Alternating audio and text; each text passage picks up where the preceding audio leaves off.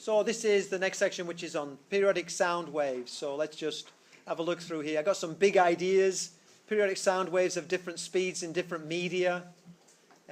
Each medium wave speed depends upon its physical properties, and we can see that a plot of particle displacement versus position along a wave is 9 degrees out of phase, and other big ideas. Let's just look through the notes.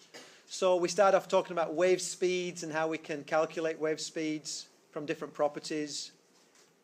And then we start trying to picture sound waves. Now the diagram at the top is probably the most pictorially relevant, but it's a bear to draw. And so we tend to plot graphs. And we plot graphs of pressure versus position. And we can also plot graphs of displacement versus position. And a couple of things. First of all, it now looks like a transverse wave, which is, I don't know, for a casual reader is a bit confusing. Secondly, although I don't care so much about the fact that the pressure and the displacement waves are 90 degrees out of phase, my wife's department does. So different people have different focuses. But it's a sine wave and it's traveling, so we get, you know, somewhat similar wave equation.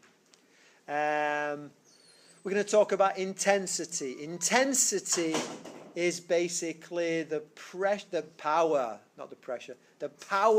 at a given point. And that energy per second, that power has spread out over spheres of different areas. So the area is not the area of the listening device. It's the area of the sphere that the detector sits on. So, and of course the area of a sphere is 4 pi r squared. And then we have, so Alexander Graham Bell, very interested in communication for people who were hard of hearing or hearing impaired. Very interested in it. He had this idea that if you could look at effectively the oscilloscope trace of speech, you should be able to read it. And you can't, it turns out. It's much more complicated than that. But you think you could. I mean, it's like, you know, it's a graphical representation of pressure. I mean, voice is pressure. Why can't your eyes do what your ears do? But they can't. Turns out your ears are amazing. Your listening system is a phenomenal listening system. You cannot make anything approximately anywhere near as good over the full range of behavior. So Alexander Bell did a lot on that, and one of the things he came up with is the fact that the intensity scale in watts per square meter is quite misleading because we don't hear linearly. When I double the loudness, I'm not doubling the intensity. I can hear sounds as quiet as 1 times 10 to the minus 12 watts per square meter. Think about it. A watt is a joule a second. A joule is an apple been lifted onto a table. Imagine the work of lifting 10 to the minus 12 apples onto the table every second. And then imagine taking that amount of energy and spreading it out over a meter. It's unmeasurable, but it is measurable. It's tiny. You can also use these same ears to measure sounds that are probably 100 watts per square meter. It might do you some damage. In fact, it will do you some damage. But so you can be next to a jet aeroplane and you can hear somebody whispering, and your ears will. It's 10 to the 12 difference in intensity at least, and your ears can handle it. Your eyes can't do 10 to the 12 difference in illumination.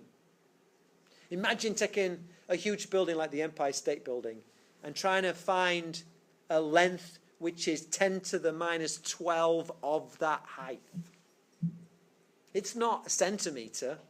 It's not a millimeter. It's probably much more like a micron you're looking at. So tremendous variation. Linear scales are awful for that.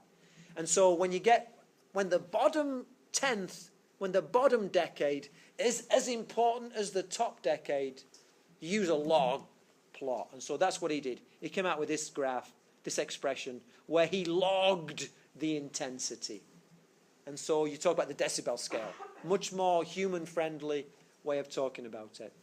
And there's some examples. We'll talk about that.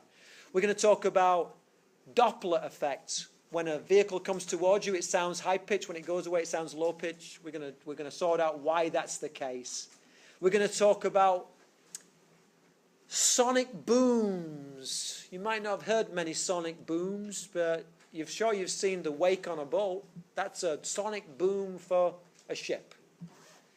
When the object making the disturbance goes faster than the wave speed of the disturbance, you get a build-up of energy, and you get basically a conical effect. And on the surface of water, you get just the edges of the cone.